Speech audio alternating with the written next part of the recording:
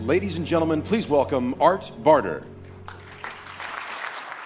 Good morning. Good morning. How are we doing this morning?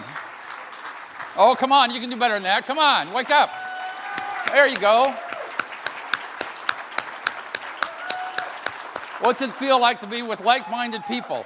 Leaders. What does it feel like? It feels cool, doesn't it? I am so excited about this. I can't tell you. I've been looking forward to this week.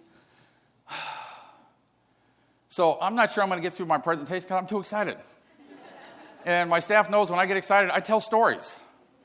So they're not sure what's going to come out of my mouth, so they're back there praying for me right now. You guys are in for a treat, an unbelievable treat in the next 2 days. We have some leaders that are going to help shape how you think about your behaviors. It's going to be so cool. So you get to start off with me today. I'm going to talk for a little bit about behaviors. And I'm going to share with you a little bit about why we need to change our behaviors as leaders. We used to, we call it the power model. I'm changing my mindset with that. I really think it's leadership malpractice. Leadership malpractice. Let's call it what it is. All right? Because we've all seen the results of power leadership, haven't we? Anybody here not been involved with the power leadership type model? I didn't think so. I have. I was trained in that model. I did it really well. My wife, Lori, tells me I can clear a conference room in about 2 seconds using the power model of leadership. And so my transformation started late in life. And we're still working on it. We're still working on it. I'm not there yet. I still have traits that come out of the closet when I get under pressure, and that's what's going to happen when we do that. So we're going to share some things with you this morning on why it's so important for us to change the way we think about leadership. And it's going on in our world right now. You just got to watch about what's going on TV, right? It's unbelievable. It's unbelievable. So I love Coach Carter. True story. He shut down his basketball program so his team could become students. He helped them become students first, and at the end they tell him, and then you became men. And he got to watch that. Now, Hollywood put a nice little twist on it. The young man who you saw in the video was into drugs. He lost his brother. Not part of the story. But he turned that young man's life around. And isn't that what we're all about as servant leaders? Influence the people that are around us. Influence the people that watch us. Influence what people say and do. That's what it's all about as leaders, is influence. What if we served first? We built trust in our organizations. We lived our values. We live them. Not just talk about them, but we live them. We listen to understand. Not just listen. Not just be present in the room when someone's talking. But we listen to understand. Listening is a form of love. I had to learn that when my team rated me the lowest in listening. I thought I was a great listener. The survey was wrong. We had to redo the questions because the results weren't right. I went home on Friday night, told Lori, my wife, what happened. She said, tell me something I don't already know. I came home looking for help, and she confirmed what I had already been told. I didn't like it, but I wanted to serve, so I went and did some research on listening, and it was all about love. If you care about people, you'll listen to them, but just listen to understand on top of that. And there's a whole lot that goes into that. Think about your thinking. When was the last time we as leaders went into an office or found our place and turned off our electronic devices, our computers? What if you walked in your office and shut down every electronic device in your office? Would you be able to take it for 5 minutes? Or would you start shaking after 5 minutes? All right? It's become so much of our life. We need time to think. Find that place to think. What if we add value to others in everything we do? What if we add values to others? And then demonstrate courage to live who we are? I'm going to share with you a story later on about courage that's unbelievable. Increase our influence. Isn't that what leadership is all about too? Is influence? Ken will tell you it's all about influence. It's all about influence. If you watch the video clip, the team was looking at one of their team members in kind of like disbelief. They were influencing their team just by what he was saying. That's the influence that we're all about. And then live our transformation. Now, this is a tough one. Because in the book, it doesn't say, just live our transformation with the people we like, or the people that's within our social box of acceptability. Isn't it our responsibility to treat people with dignity and respect, regardless of who they are? Regardless. So if you're going to be a servant leader, you've got to live your transformation with everyone that comes in contact with you, not just those people you like. Biggest challenge of a leader is to go live transformation and treat someone that they don't like, that's not on board with what they're doing in the company, not living up to values, and treat them the same way you do with people you like. Big, big challenge. Indifference in leadership is one of the worst things you can do to people, is treat them with indifference. That isn't part of the servant leadership model. So we're going to challenge you with what ifs in your behaviors, because that's where we think leadership really is going to take place, is in your behaviors. We can talk about it. We can teach it. You could even use the word walk your talk. We don't believe that's the right phrase. What we believe is behave your talk. Back up your behavior. Your behavior shows it in your walk. Everywhere you go, you behave the same way. Now, that doesn't mean that everything you do you have to have the same reaction. I'm not that person. I have emotions all the time that come out and go, I really don't like what's going on here.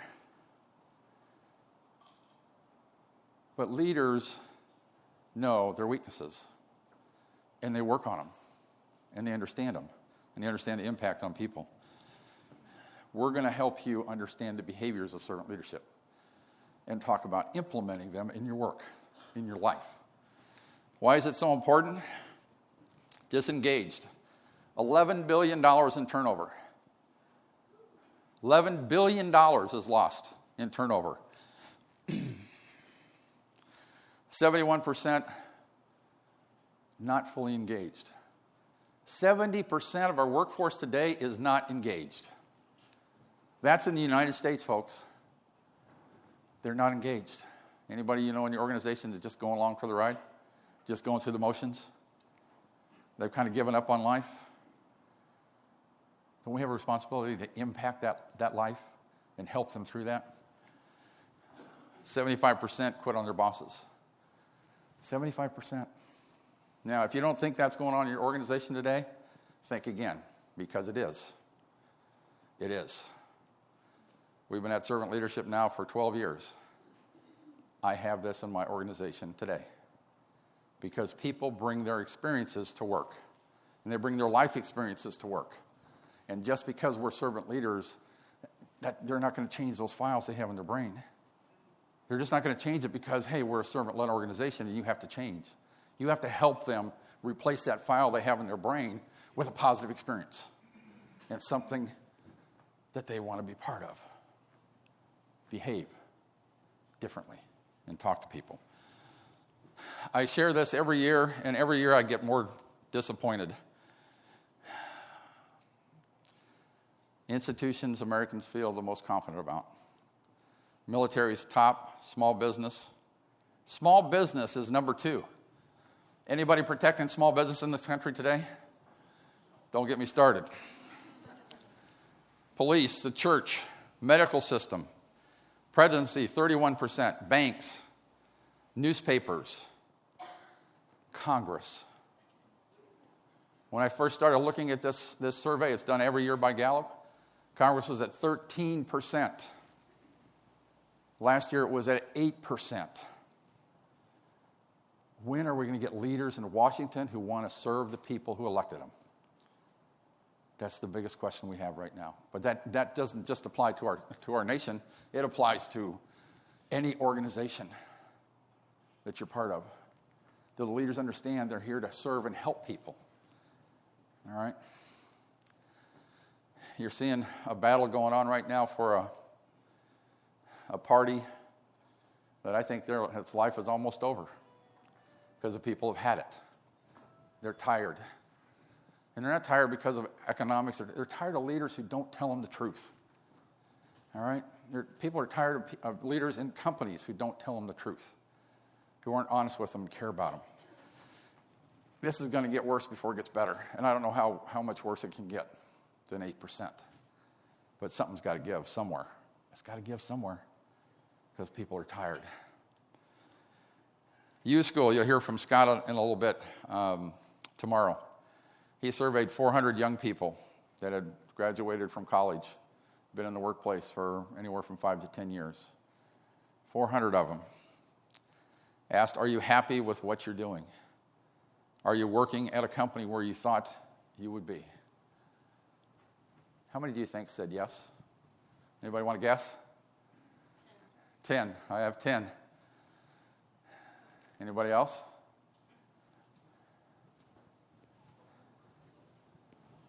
Three out of 400 kids in the workplace are happy with what they're doing.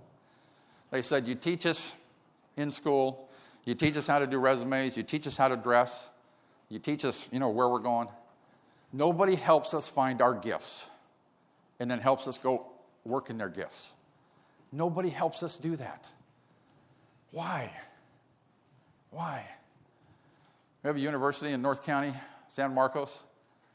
Last year, 50% of their freshman class, first time that anybody in the families had gone to college. 50% of their freshmen was the first person in their family that had gone to college. That's life-changing. Doing things different. All right? Why is it so important here in San Diego? Focus in on San Diego. Second largest millennial population per capita among the nation's largest cities. They make up 27% of San Diego's population. They have a hard time finding work. Only 59% are employed. We got to do something different. We have to find purpose for these young lives coming out of college. We have to help them find their gifts so they can work in their gifts and be happy. Today we're being told on average millennials will be in a job for anywhere between 2 and 3 years. They'll have 25 jobs in their lifetime. I hope that estimate's wrong. But think about that as leaders. You are going to have 2 years to influence a life. And if you don't influence them and give them something other than, you got to help us make money, they're going to go somewhere else. They want purpose in their life. They want something above just making money. That's what's coming. And I applaud that group for doing that. I really do. Because they're putting purpose above money.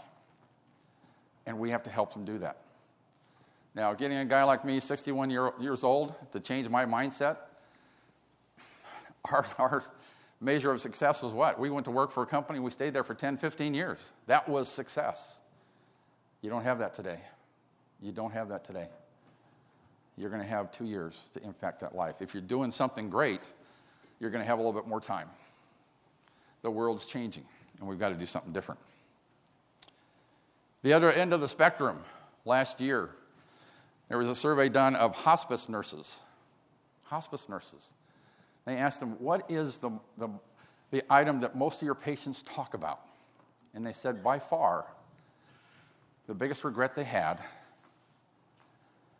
I wish I had the courage to live the life that was inside of me and not the life others expected of me.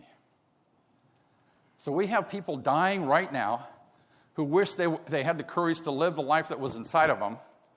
We have kids in the university coming out of college. They want the same thing, but we're not doing anything different. Are they going to end up the same way? There's 4 generations there, folks. Are they going to end up different? I don't know.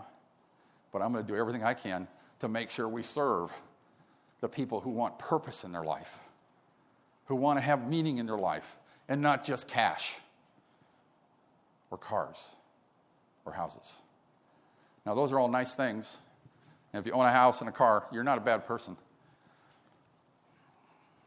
But we have to have purpose in our life. That's where our heart really, really takes off, is when we have purpose in our life. We're a big fan of Greenleaf, Robert Greenleaf. But we also feel that his writings were done in the 1970s. That was a long time ago. We think today that servant leaders have a different definition of measurement of their work. I like the second half of Greenleaf's definition where they talk about, do the people less fortunate than you, are they better off after they come in contact with you? I love that definition. Because it only takes a second to say hi. It takes a second to encourage people to do something different. It only takes a minute to impact a life by just talking to them or making eye contact with them. But I don't think serving is a natural feeling to serve. I think it can be learned. I think it has to be learned.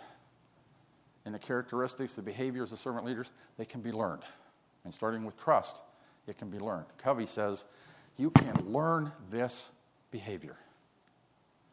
You don't have to have a natural feeling. Now, helping others is in the unfolding of life's events. That's really what we're all about. And I think the measurement for servant leaders is the stories of those people that you influence. The stories that come out of the lives that you influence. Greenleaf says, do the people grow? Are they better off? Are they likely to be servant leaders? I want to take that further and go, if you're going to be a servant leader, you have to impact lives. Because that's what it's all about. Servant is an action word. It means go help people. It's not just about us. The unfolding of lives events. We all have personal things that impact us in our day-to-day work, right? Everybody? I have it all the time. All the time. And I have people around me that help me through those lives events. I'm thankful for them.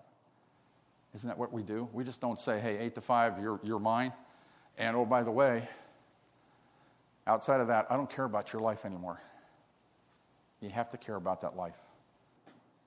You have to. Because that's what the society is all about. Community. Set of principles and practices that turn the traditional positional leadership model upside down. We want to inspire and equip you. And it isn't about those who report to us. It's about those who we influence. How many of you have kids? Have your kids ever said something you didn't like, but you knew exactly where they got it from? Did you influence that life in a way that you couldn't figure out how you influenced them? Yeah. Yep. Same thing happens in companies. You say or do something or not do something or go, they're going to follow you and they're going to behave just like you do because that's the culture you're going to create. Looks like a pyramid scheme to me. This is what we operate to today. We put the CEO at top. And I love what Ken Blanchard taught me. He says, all right, when you're sitting at the top of that pyramid, who's above you to serve? Who's above you to serve? There's nobody there. We got to turn it upside down. We take the power model, and we turn it upside down. Leaders are at the bottom of that pyramid because our job is to serve and help everyone that we influence. At Datron, I don't publish an org chart. I take heat from people because I don't have an org chart. But the culture we're trying to create is I want people to go to anybody at any time about anything. I don't want them to look at an org chart and say, I got to go up the org chart to get the answer I need to go serve my customer. Why can't they just go talk to people and get what they need to serve your customers? Why do they have to go through an org chart? Is it because all the knowledge resides at the top of the pyramid? In my company, if I went out and made radios, I will guarantee you, not one would be shipped out the back door. Because that's not my gift. It's not my gift. Isn't it our responsibility as leaders to also work within our gifts and not think that we know everything? Big difference. Big difference. The outcomes, we talked about the purpose. You're going to empower people. And like what one of the things that Ken says, empowerment is in the moment. Empowerment isn't a strategic plan. You're going to empower someone in the moment. Do it in the moment. Everybody put your hands together. Clench your fists. What can you feel? You feel tension? That's a leader holding on to power. Now, let it go. Now what do you feel? Relief. Feels great, doesn't it? Give your power away. Because that's how you're going to feel. You're holding it right now. Give it away. Exercise I did with my team, I got a little excited at an offsite quarterly meeting. I didn't want to. I did. We call it passion in my company. It really stands for the CEOs being a little bit unreasonable, all right, in the discussion. I went and got a rubber ducky from one of our managers. Came back, I gave this to Irwin. I said, Irwin, you now have control of my lips. I can't talk unless I have that rubber ducky in my hands. What would happen if you gave that rubber ducky away in your organization and said, I'm going to be quiet for a while and listen to the people who know how to do what they're supposed to do? Empower in the moment. Don't put it in a strategic plan, because all you're doing is going to shove it in the drawer and come back to it next year and go, yeah, we empowered. Oh, yeah, we did. But we need to do it some more. Do it in the moment. Engagement, 70%. Unengaged. Unbelievable stat. We want leaders to help others understand a life of significance and not success. I came up in the business world in Orange County.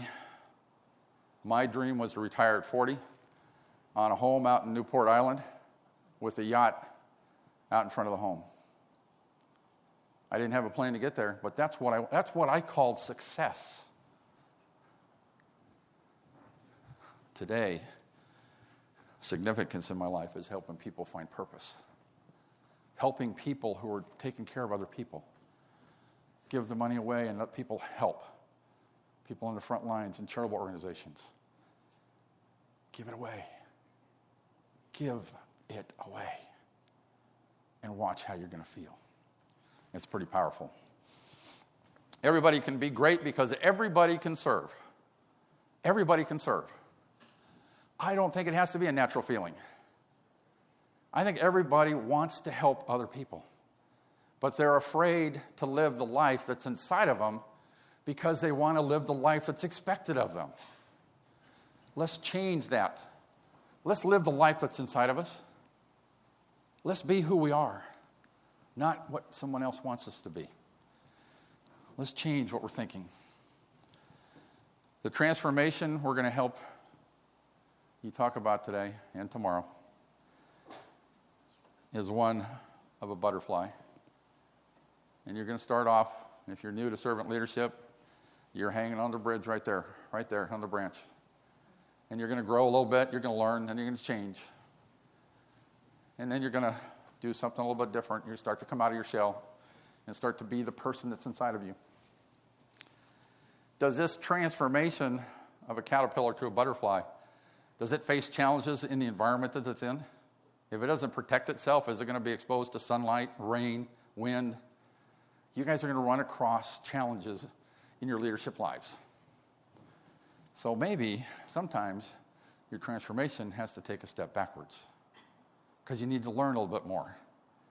But then you're able to step forward and maybe go to the next level. And then maybe to the next level. And then maybe you got to come back.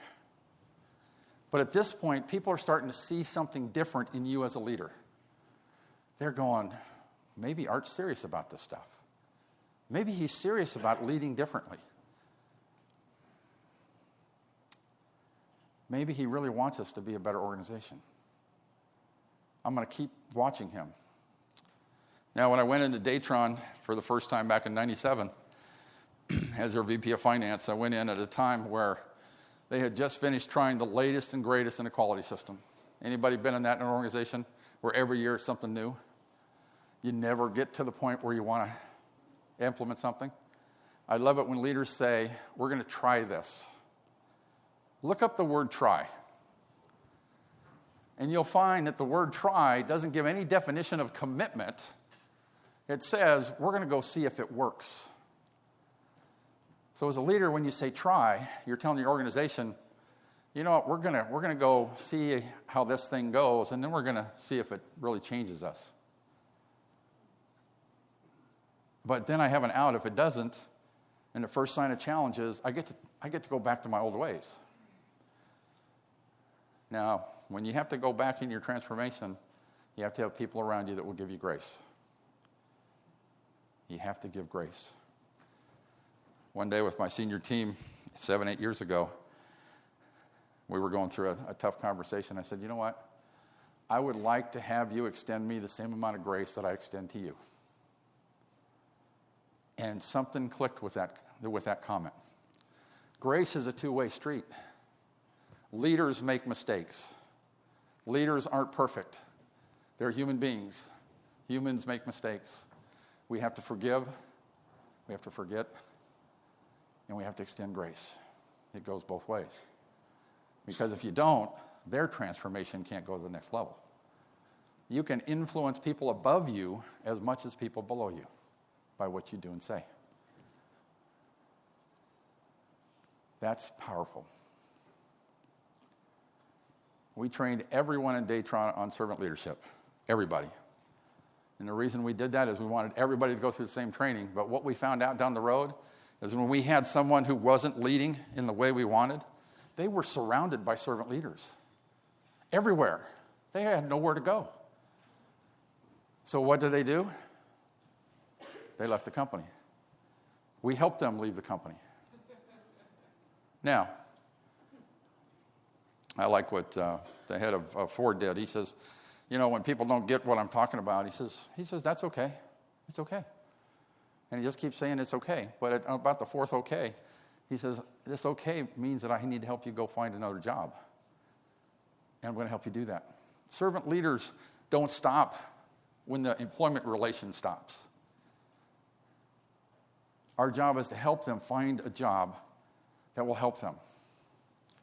Help them understand who they are, their weaknesses, their strengths.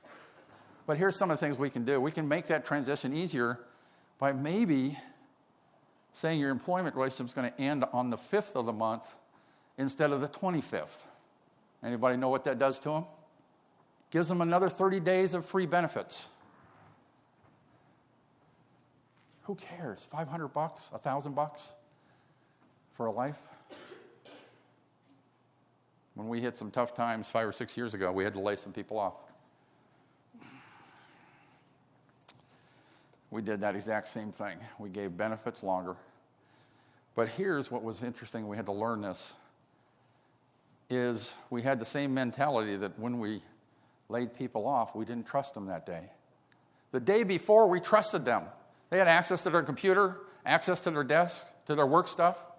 But just because I didn't do my job as a leader, and I had to lay them off, the next day I don't trust them. And I have to say, go to HR and go to the door. We changed that philosophy and said, when we have to do that again, we're going to let people stay the day. It's your choice. Stay and talk to the people you work with. Go finish your work. Go transition to someone. But we let them stay because we trusted them the same that day than we did the day before. We failed in our job to keep them employed, and we didn't trust them. That's the difference in servant leadership. The caring doesn't stop with the employment contract or the paycheck. I had a leader say once, This is what I tell people. I sign the front of the check and you sign the back of the check. Think about what that tells someone. Isn't that leadership malpractice? I've got the power because I'm giving you your paycheck. So do something different. Think differently. Treat people differently. And you're going to get into a transformation that people are going to go, wow, this is pretty cool. This is pretty cool. And you'll get to a point where you can't turn it around. That's what I love about servant leadership. Once it gets started and people latch onto it and take ownership of it in the organization, it's going. Because it belongs to the folks, to the people. The biggest challenge I had as a leader was understanding that my folks were at different spots on the branch. I had to understand I had some that were beginning, some that were close to the end, some in the middle, some that were stuck. And I had to manage that transformation of them as leaders, and I also had to get results.